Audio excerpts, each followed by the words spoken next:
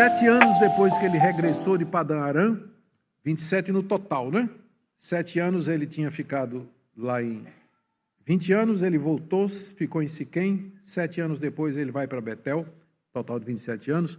Deus aparece outra vez em Betel. Note que as aparições de Deus, elas são esporádicas. Tem gente que lê o Antigo Testamento e pensa que Deus aparecia todo dia para conversar com Jacó. Era assim lá no paraíso, mas depois que a gente foi expulso, não mais. As visões de Deus eram esporádicas. E tem gente que ainda hoje pensa assim, que todo dia Deus vai aparecer para dizer, a cor da gravata é essa. Ou, então, na hora do almoço você tem que comprar isso aqui.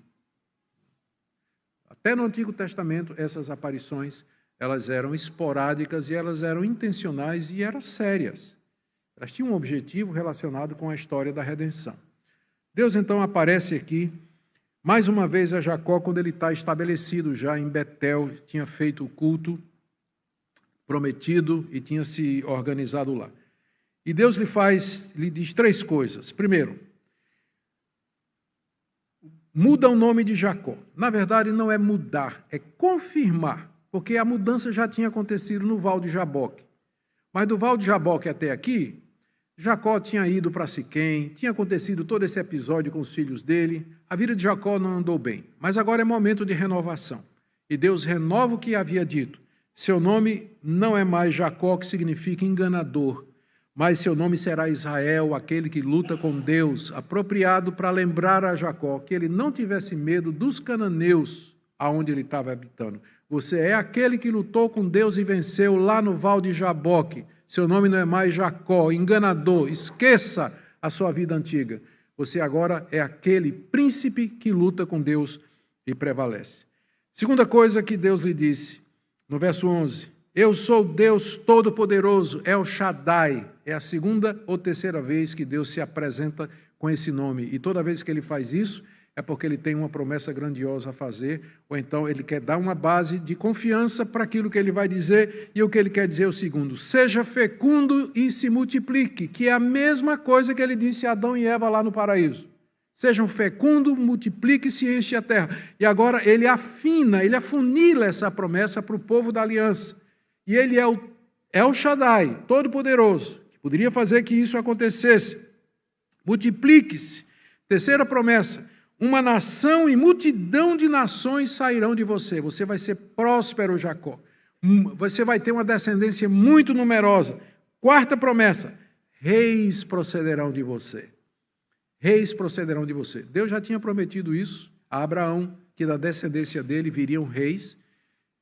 Mais adiante, no final do livro de Gênesis, Jacó vai dizer que o cetro do rei não se afastará da tribo de Judá. Ele já afina isso, que o rei virá da tribo de Judá.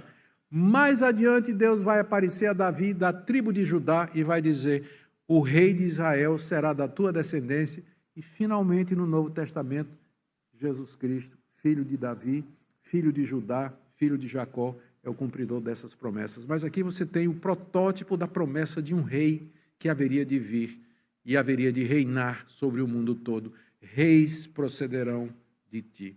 E quinto, verso 12, a terra que dei a Abraão e a Isaque, darei também a você e depois de você a sua descendência. Em outras palavras, Deus refaz a aliança. Vocês perceberam a sequência? É a sequência da nossa vida. Caiu em pecado, desastre moral, mataram os siquemitas, raptaram as mulheres e as crianças.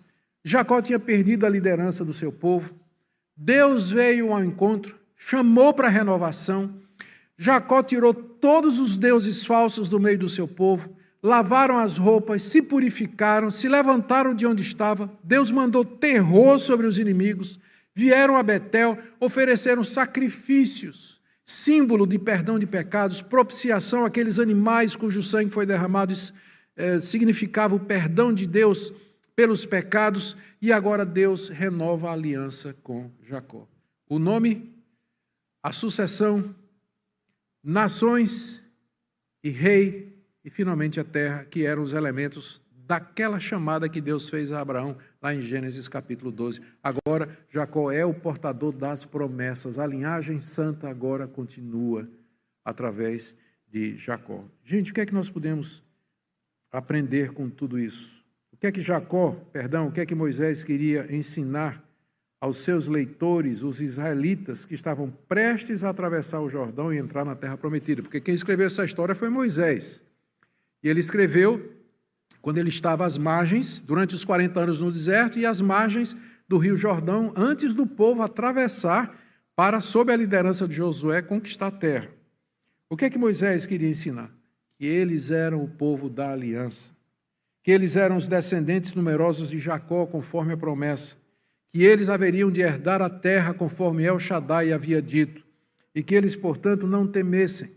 Moisés queria ensinar que eles deveriam abandonar todos os ídolos para poderem ser abençoados, que eles deveriam se purificar para poder herdar as promessas de Deus, que Deus não admitiria idolatria, que se eles fossem idólatras, eles seriam castigados por isso. Moisés queria ensinar que, apesar das infidelidades, Deus esteve com os descendentes de Abraão durante todo aquele tempo e que eles deveriam sempre cumprir seus votos. E para nós? O que é que esse texto tem que nos ensinar? Queridos, nós somos o povo da aliança. Nós somos os herdeiros espirituais de Jacó. Quando Israel, a nação de Israel, rejeitou o Messias, o próprio Senhor Jesus Cristo disse: eu vou tirar o reino de vocês e vou passar um povo que dê os respectivos frutos. E o Evangelho, então, o reino de Deus sai para os gentios. Nós somos os gentios. Na Bíblia nós somos chamados de a verdadeira circuncisão, os herdeiros de Abraão, o Israel de Deus. Nós somos o povo de Deus. Deus tem a mesma aliança conosco, só que agora ratificada num sangue superior, que é no sangue do seu Filho derramado naquela cruz. Nós somos batizados no nome de Jesus, não circuncidados, mas batizados, que substitui a circuncisão, e somos povo dele. Lancemos, queridos, portanto, todos os ídolos fora, para que nós possamos experimentar o que é que isso significa, ser povo de Deus no meio de uma geração ímpia, no meio de um ambiente hostil, como nós estamos vivendo, no meio de um futuro incerto. Nós somos o povo de Deus, o povo da aliança. Nós temos é que nos apegar a Ele. Nós não podemos perder o foco disso, porque Ele é a nossa força. E da nossa comunhão com Ele depende a nossa subsistência. E, portanto, isso é o mais importante. Há ídolos na sua vida. Não estou falando de terafins, santo, que eu sei que nenhum evangélico aqui vai ter santo em casa. Sexo, dinheiro, trabalho, uma pessoa, um carro, uma propriedade, uma casa. O coração do homem é uma fábrica de ídolos. O que é que tem o primeiro lugar na sua vida? O que é que ocupa as suas primeiras afeições? Livremo-nos de todo ídolo, em arrependimento, confissão, e nos acheguemos a Deus em culto público, em casa, com a nossa família, culto individual, buscar esse Deus e dizer: Tu és o meu Deus, Tu és a minha força, Tu és o Deus que pode infligir terror nos inimigos. Eu confio em Ti, eu dependo de Ti somente, para viver nesse mundo. É isso que esse texto nos ensina. Ele ensina também que Deus cumpriu suas promessas feitas a Jacó, aos seus descendentes. Eles herdaram a terra, como Deus tinha dito. Eles se tornaram numerosos. Deles veio um rei, o rei Davi, de quem vieram outros reis. E finalmente veio o Rei dos Reis, o Senhor Jesus Cristo, que reina para todos sempre. Amém? Ele está no trono. Ele é o nosso Deus. E nós podemos nele confiar. Amém? Vamos ficar em pé e vamos orar, queridos. Terminando. Queria chamar o pastor Cláudio, pastor, para dar a bênção. Eu vou orar, inclusive, depois o pastor Cláudio vai abençoar, em nome do Senhor Jesus, o seu povo reunido aqui nessa manhã.